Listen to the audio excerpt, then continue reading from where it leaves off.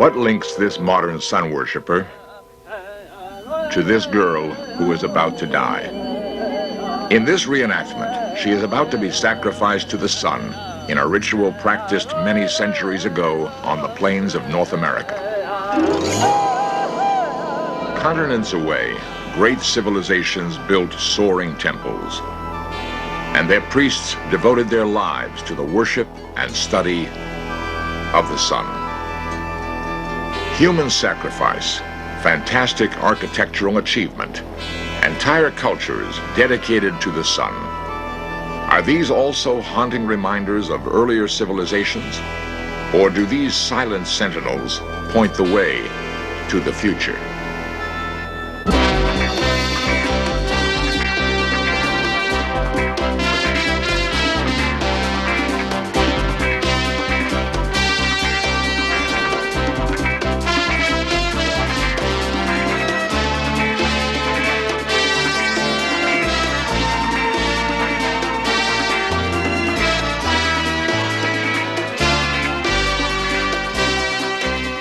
This series presents information based in part on theory and conjecture. The producer's purpose is to suggest some possible explanations, but not necessarily the only ones, to the mysteries we will examine.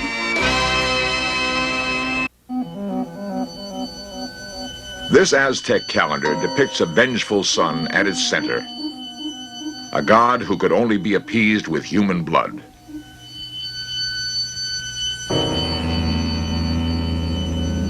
Over the centuries, our views and our rituals have changed.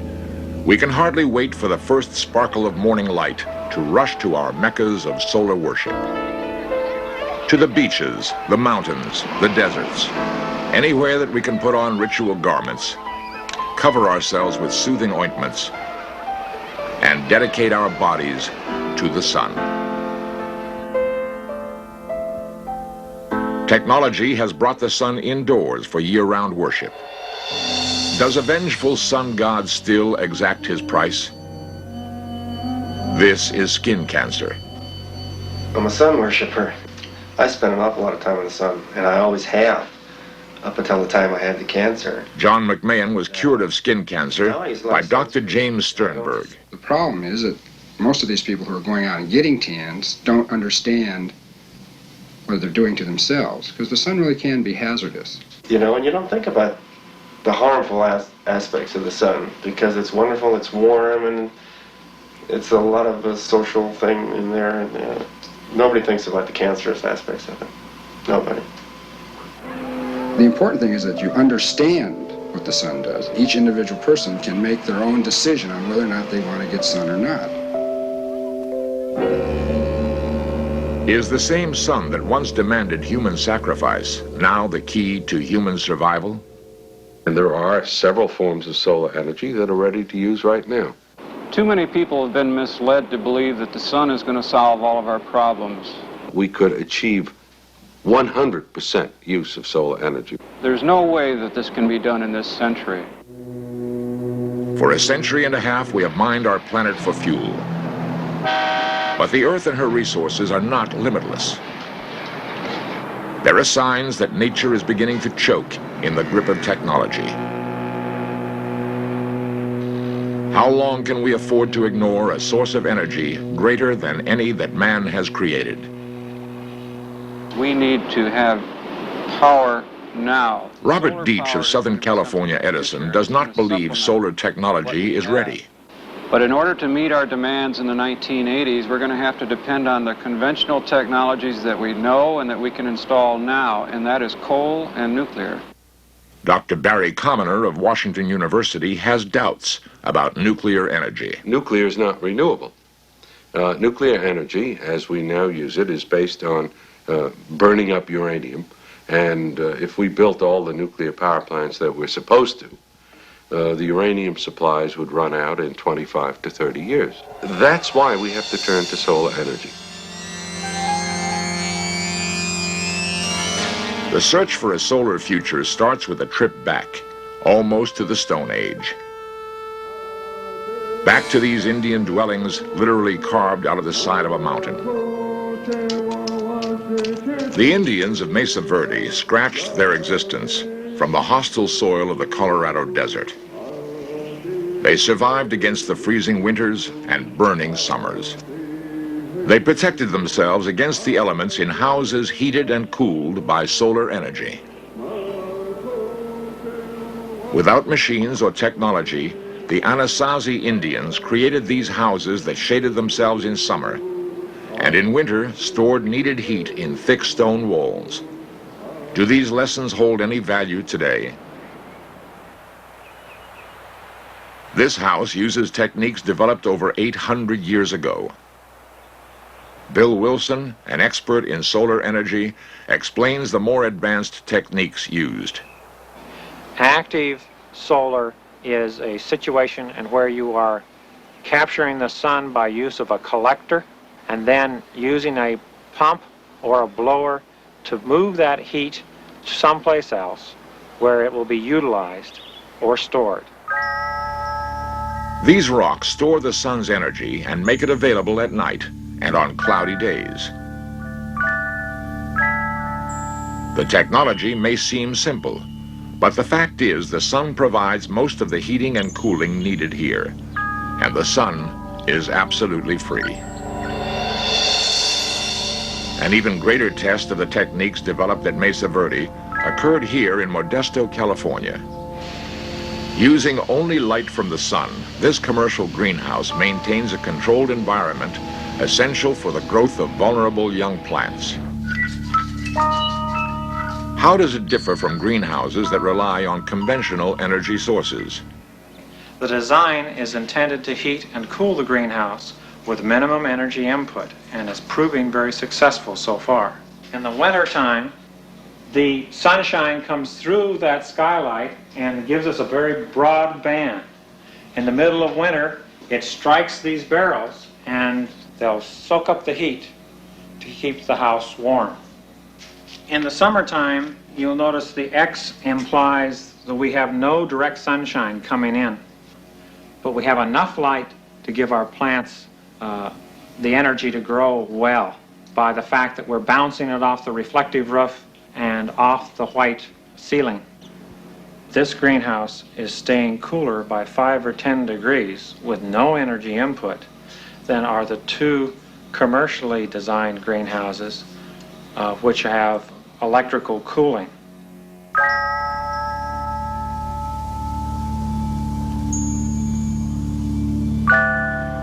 Sunshine, universal, inexhaustible, and free. It is clear that the legacy of the Mesa Verde Indians is a valuable and practical lesson. But 800 years of scientific and technological development have increased our ability to exploit the sun and its enormous store of power. In Modesto, California, scientists are releasing solar energy from sewage and running city vehicles at a cost of only 35 cents a gallon. In order to understand this process called biomass, we must realize that every living thing gets energy from the sun. This energy is stored in every plant, in every leaf, in every flower.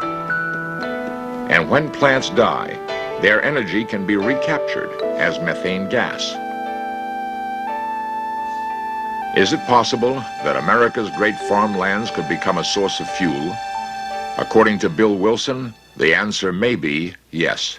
The Modesto plant is doing nothing more than taking what was before a wasted fuel, taking some of the unneeded gases out of it, compressing it, and using it to run the pickups and cars for the city. The plant is producing methane at 35 cents a gallon and producing 1,000 gallons per day. A seemingly impossible dream is becoming a reality in this laboratory in Santa Monica, California. Solar energy is turning water into fuel. This Jeep runs on hydrogen made from water. Gerald Schafflander pioneered a new process to make automotive fuel. It relies on free energy from the sun to manufacture hydrogen. We make a liquid hydride, which we call high fuel. that's non-flammable, that's very inexpensive, is done through a well-known process called the Haber process. The process starts with this solar cell. It turns light into electricity. In normal use, the light would be sunshine. When the solar cells are arranged in collectors like these, the sun's energy is focused and multiplied.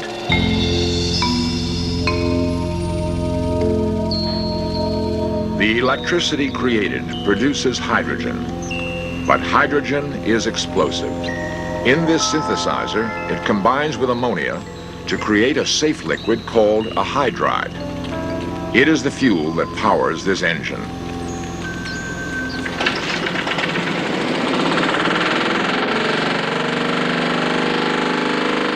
We can make modest changes in the carburetor and the fuel line, a modest change in the gas tank, and we can run any vehicle, any standard car can be converted now in about 3 hours to run on our high fuel. A simple Jeep, but with a new carburetor and the addition of this pressure regulator, it now runs on solar-created hydrogen fuel. The exhaust is almost entirely water vapor. Soon, this non-polluting solar fuel may be sold to the public for only 59 cents a gallon. From the simple stone dwellings of the ancients, we have taken many steps toward a solar future. What new technologies will tomorrow's sunrise reveal?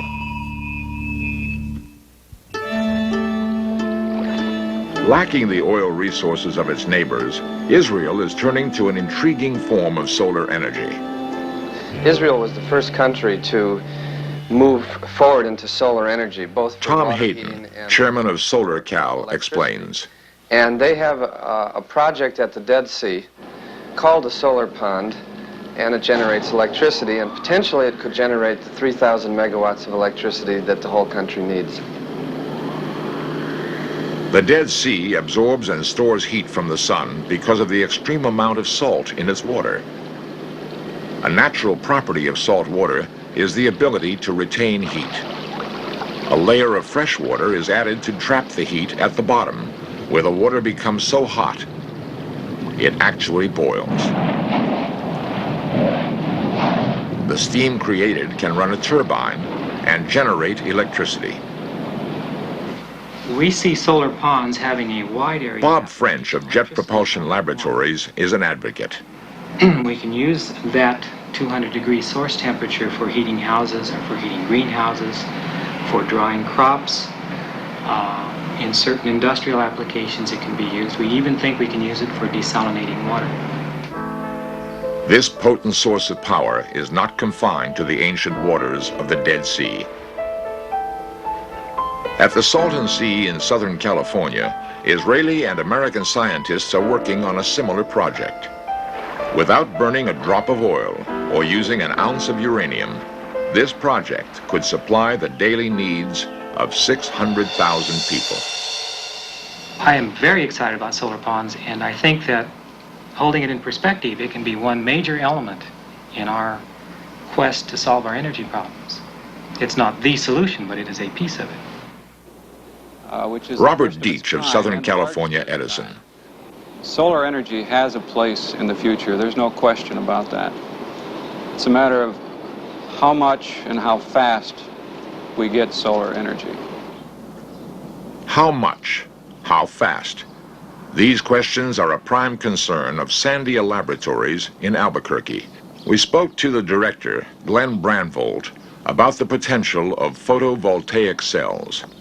Photovoltaic cells are a relatively new invention, something like only 25 years old.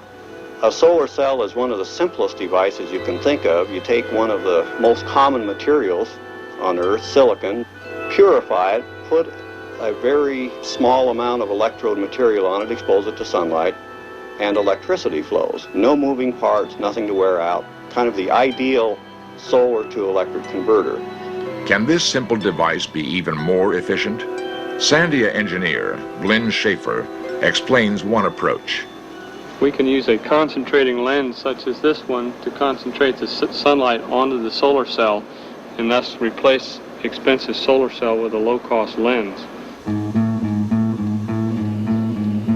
It turns out nature is occasionally kind. If one doubles the sunlight illumination on a cell, you get more than twice as much electricity out. Presently, we're designing systems with optical concentrations of, as we say, 50 to a couple of hundred suns illumination. And the prospects are encouraging that these kind of systems, in fact, can be lower cost than flat panel silicon cells. Producing electricity in a laboratory is one thing, but can photovoltaic cells work under actual conditions? Strangely enough, the search took us back to a desert landscape like the one seen from the cliffside dwellings of Mesa Verde. The village is Chuchulik, and the 95 people who live here are Papago Indians. Many generations of their people are buried in this parched soil. In many ways, the passing generations have brought little change.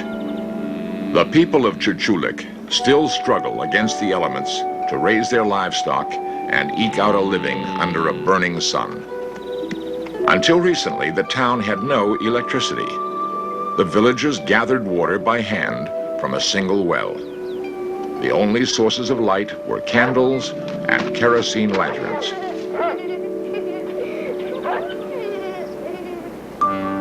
In 1978, Chuchulik became the first community in the world to rely entirely on solar power.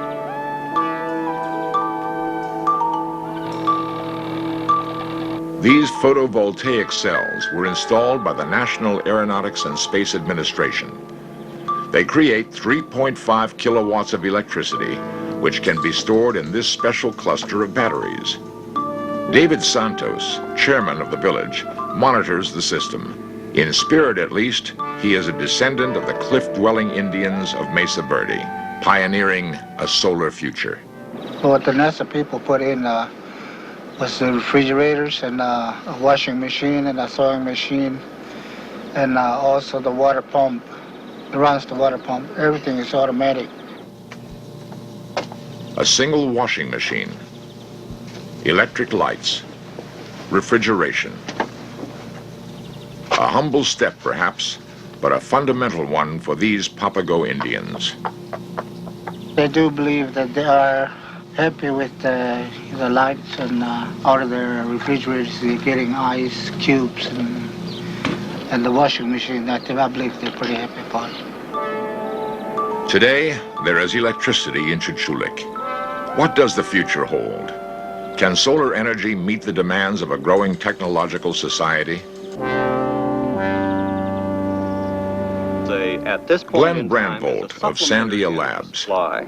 The country is a big country. We need a lot of energy for a variety of purposes, both centralized and decentralized.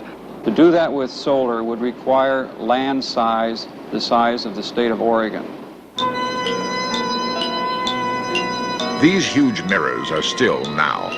They are part of an experimental power plant called a central receiver tower. When these heliostats begin to move, they will act as a concentrating lens the size of 8 football fields. Computer control allows each mirror to track the sun with total precision.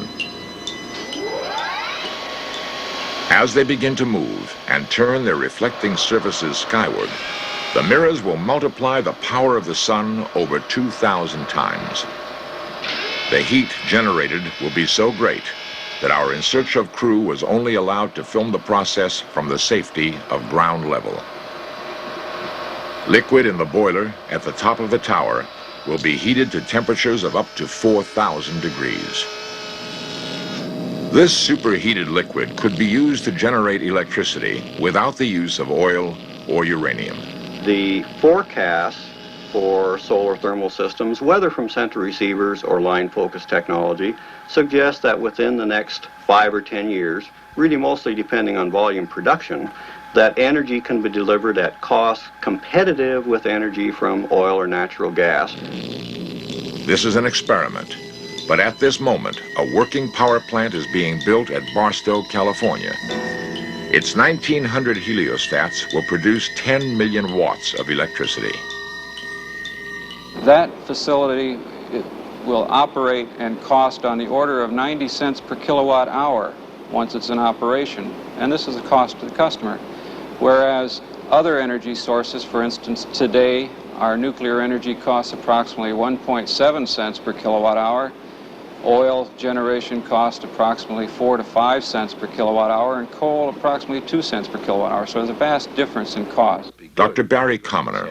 It's entirely possible, as I've said, to have solar devices that are bad, that are economically costly, and even solar techniques that are harmful to the environment. I think one should be very careful about creating a new solar mythology. From solar worship to advanced solar technology, there seems little doubt that our civilization will build its own temples to the sun.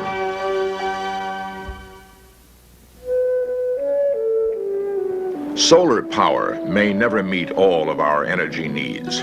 The future may be unclear. But here, in the isolated village of Chuchulik, right now, it works. A lot of people don't understand what the sun can be used for, and I don't either, but I know, I mean, it's doing it because I work at it, and so I know what the sun can do, and I'm happy about it.